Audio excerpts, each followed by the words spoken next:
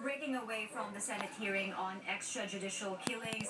President And the bill right now is maybe deleterious to the whole of the climate of planet Earth. No, this is the problem. Sila started very early.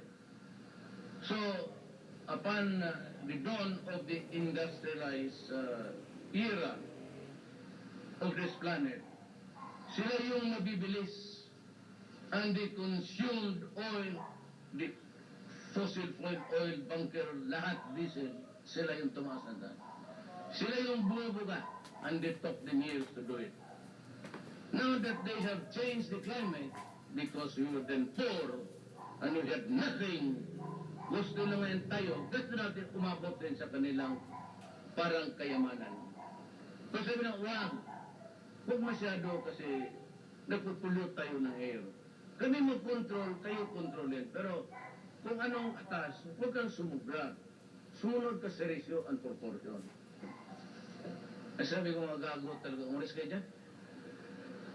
Kaya galit sila sa akin. Na they want me to investigate the human rights. Katawan na ng mga puti. So what we do now is we go to China. And rightly so.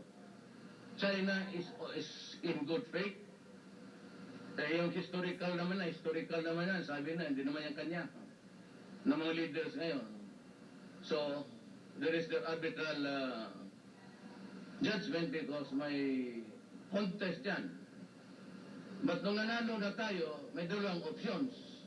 We go to war para kunin natin or we talk in peace. Remember that anong pinag-awayan yan is not territorial. Ang territorial natin at lahat ng bansa sa buong mundo, it's the 12-mile limit from the coastal shores where the water would rush in and rush out during high tide or low tide. Ito dito sa Scarborough is the entitlement. Lahat ng mga bayan sa buong mundo, we agreed na mayroon sarili tayong fish fund. Ang ating dyan, ang sinabi ng China, kasali sa kanila, yung ating fish fund. Lahat sa mundo may sariling fish fund. So that is the sovereign entitlements, mga isda, marine life. Kasi yung tubig ganon, sa ilalim yan, ito yung coastal. Sure. Sa ilalim niyan, tawag nila kantil, yun, may tubig pa yan. So pag ano yan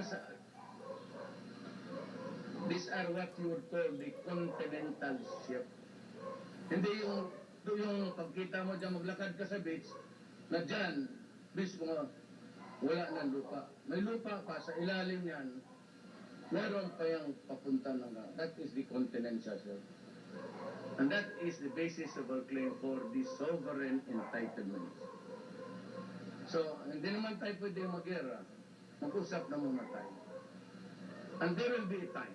There's always a time in this world. A time to talk, a time for war, a time for bloody, a time to be purified. It's not the time because we cannot depend on anybody except us. I do not expect you, United States, to die for us. So we'll just have to navigate our way around here. Me, I'm willing to talk. I'm going to China because I want. Then, kung kami na lang doon, I will present the problem to him and say to him, this piece of paper, the Trevor Award, we do not go out of the four corners of this paper. We talk.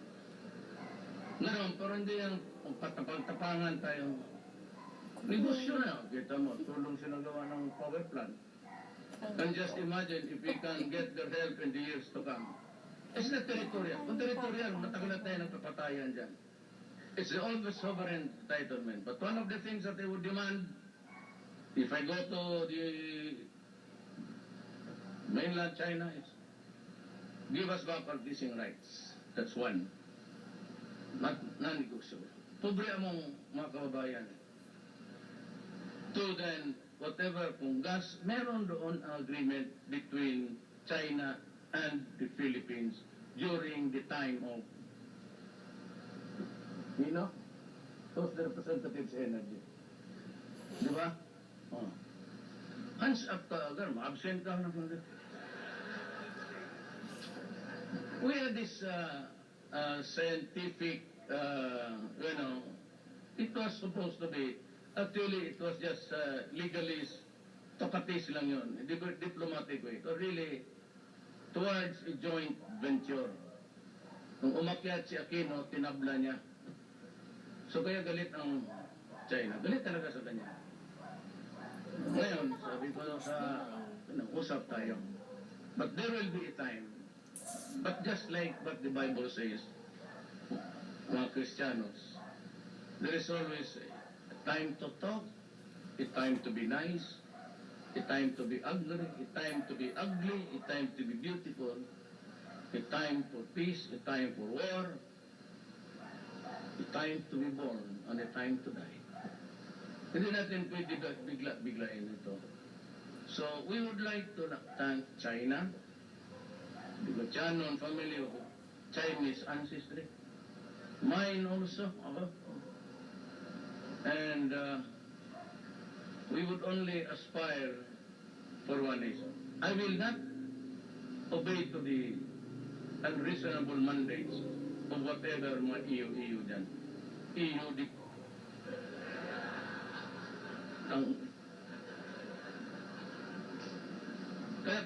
kaya gani, basta maliit ka. Hanap niya. Ngayon, sample ko lang, palis na ako this human rights.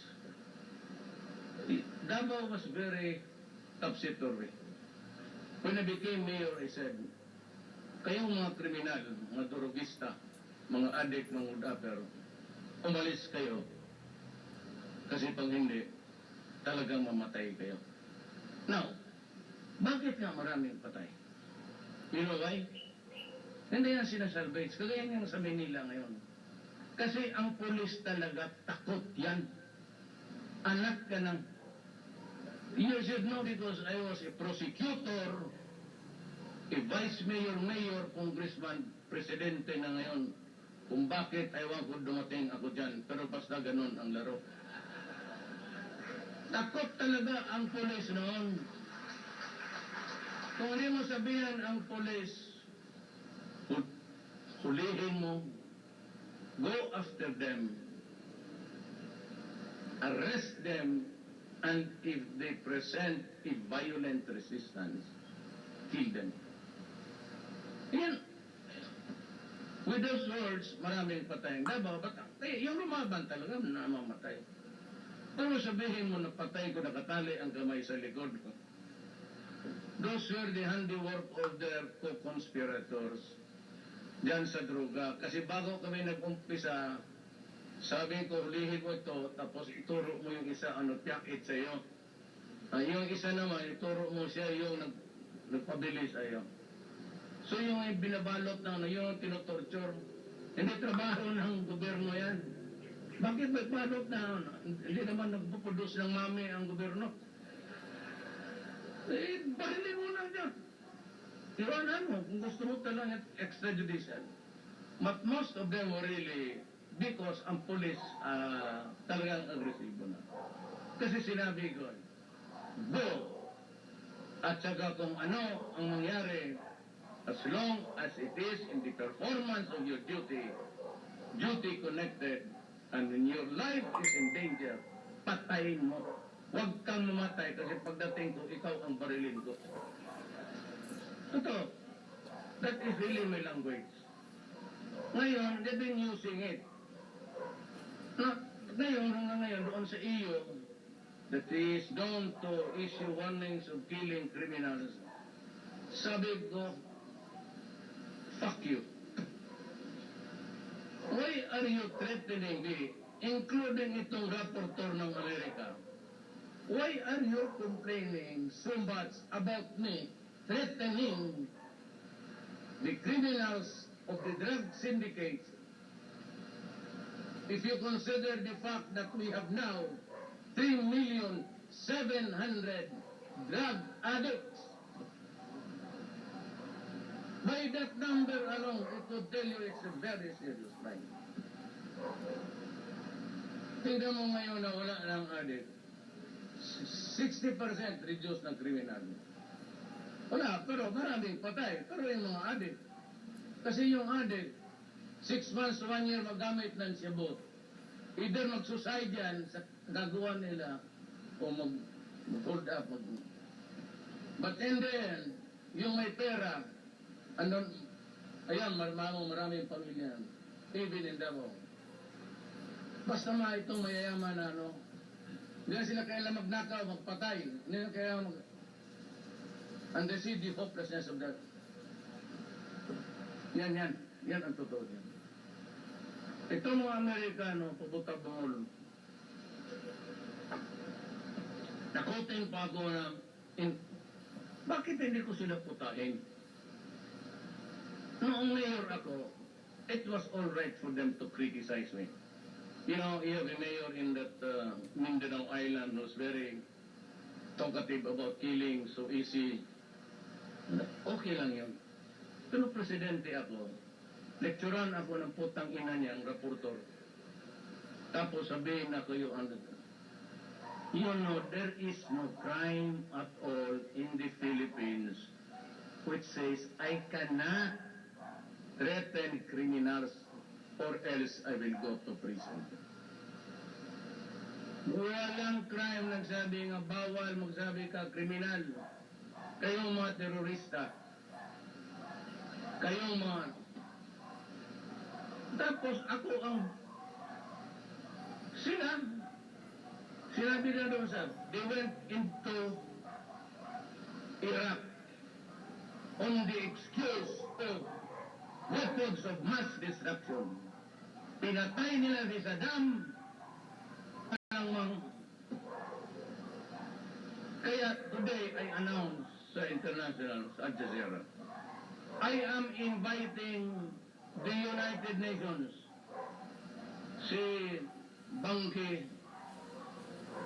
anong pangalan ng yawa niya? Bangkimon, Bangkisan. I am inviting the EU, yung pinakamahusay, send the best lawyers of your town. Pati ang mga rapporteurs, pumunta sila sa Pilipinas. I will write them a letter to invite them for an investigation.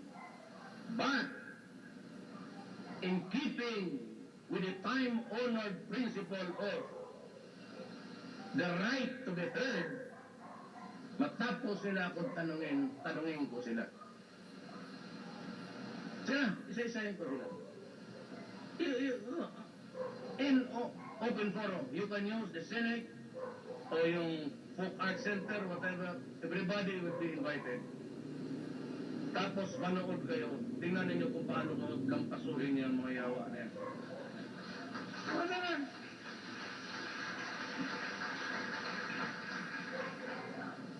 Una ko lang tanong sa rapporteur, I killed thousands?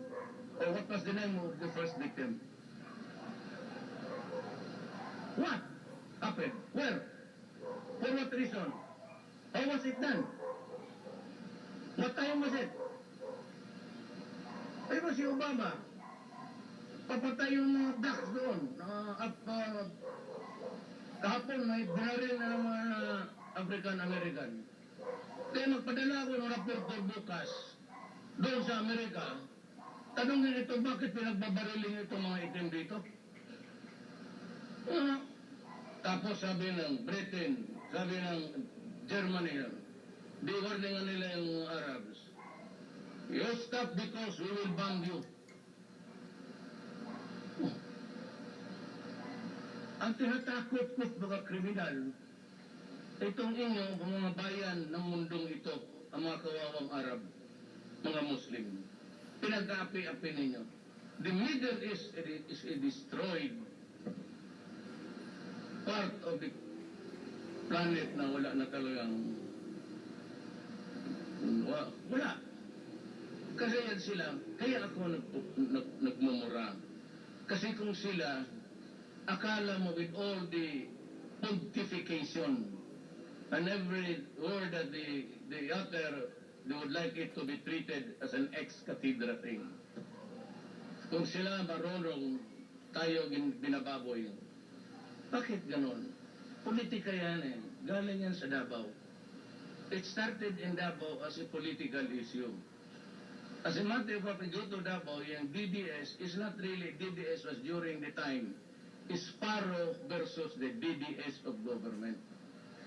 Yan, hindi akin yan. Tapos i-adapt nila na adapt sa akin, sinakyan naman itong mga oposisyon nung eleksyon. Okay lang yun.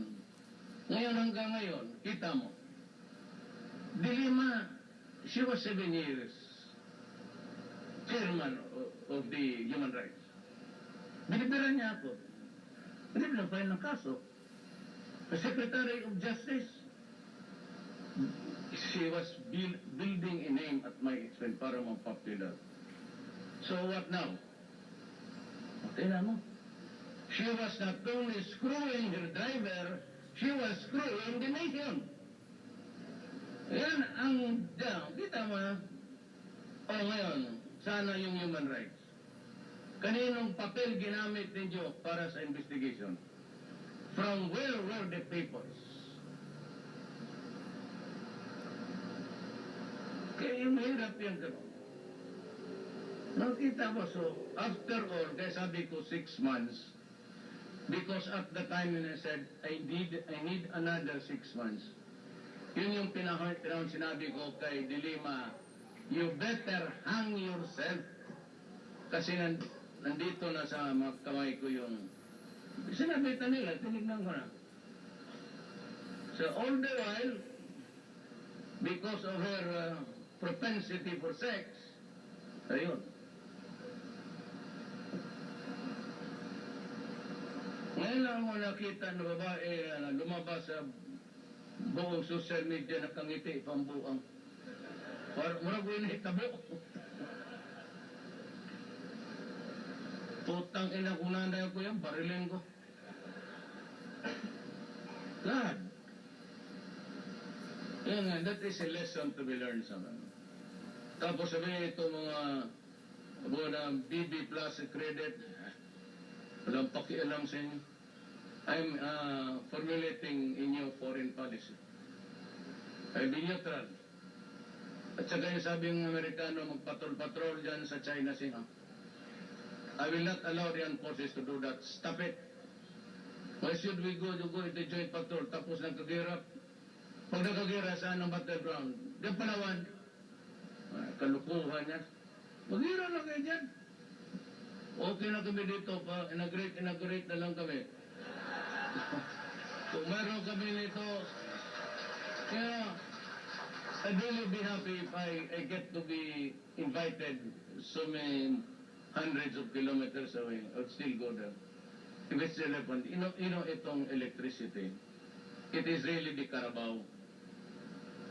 Pag wala kang energy, patay ka. And to me, this would alleviate, including the Zamboanga Peninsula. Hirap talaga sila doon. Almost every now and then, humingi ng tulong for a redistribution of the power from the grid. But with the surplus now, hindi nga surplus, kulang pa rin. But more or less, may stabilize na. For now. But we never thought that Mindanao would develop so fast that in a few years would be starting again to tinker with but maybe in the fullness of God's time, we would have something like a solar or better technology, but not expensive. Walang question yan. They are available. But whether or not we can operate them at a cost that will give you the return of investment for a few years, I don't think so. Well, I'm not trying to be an actuarial thing here, but mahirapan. So hindi naman kasi ang mga investors, they want to get back a little of something. Maybe on the 3rd year, 4th year, they would have the profits back slowly. But if you say that itong ganitong klaseng, it takes time, takes money. But again, I would like to thank the Luciano family for this grant and everybody connected with it. And the Chinese, you will see me more often in China. Sa totoo lang, pag iniyaya ka dito sa mga Asia, makita naman ninyo ang preparation sa banquet. Doon, buhugan ko lang yung sagbutan ng mga salad-salad. Dito na lang ako. Dito na lang kayo. So again, I'm here. I'm happy to be here. I think this would be, I would have the command conference with the police. Just a reminder to them also that I'm not happy with what has happened. I give them a more, ganito in a scale of 1 to 10, we have achieved something like about 5. But most of the drug ngayon, even dito sa Cagayan, if you want drugs, your source of communication, the critical communication will come from your jails. Ang transaction dito sa droga sa Pilipinas, almost 95% still being cooked inside prisons. Puro Chinese. Kaya hindi ito magkita itong mga yaw, ano ito, bakog ko na sa boiler diya. Sabihin mo sa kanila, translate mo. I have no problem. My grandfather, Chinese yun. My grandfather was really Chinese. When he was naturalized, he took after the name of his lawyer, Attorney Roa. My mother was in Maranao, Iligan.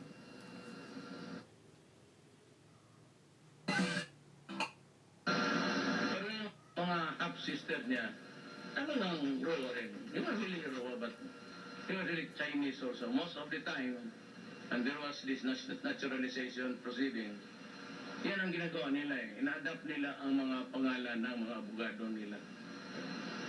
So wala akong problema dyan sa mga Chinese na yan. Kapag ito, bahog ko na tanan niya. So I'm happy again. Everyone in this place, I'd like to thank you for giving me the support. Sabi ng Al Jazeera dito, can't you not be a statesman? So you know, I'm just a small town mayor. My mouth is rural. I never took a course of statesmanship, and I do not intend to be one. I just plainly, if you call me mayor, I'd be happy because that's almost my appellation. Parang palayaw ko na.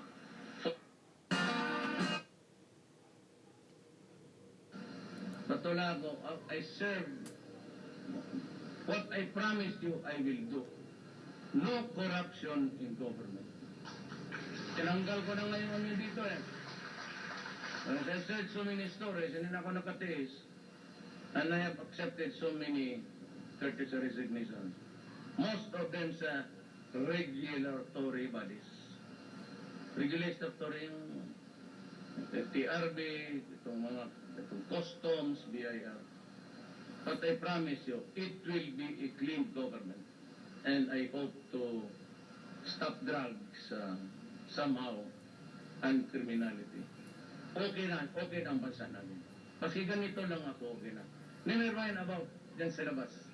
Sabi na, unpopular ako doon sa Europe. Hindi ako mayor ng Europe. Mayor ako ng syudad noon, ngayon, presidente lang. Pilipinas lang naman, presidente. Okay yan, marami.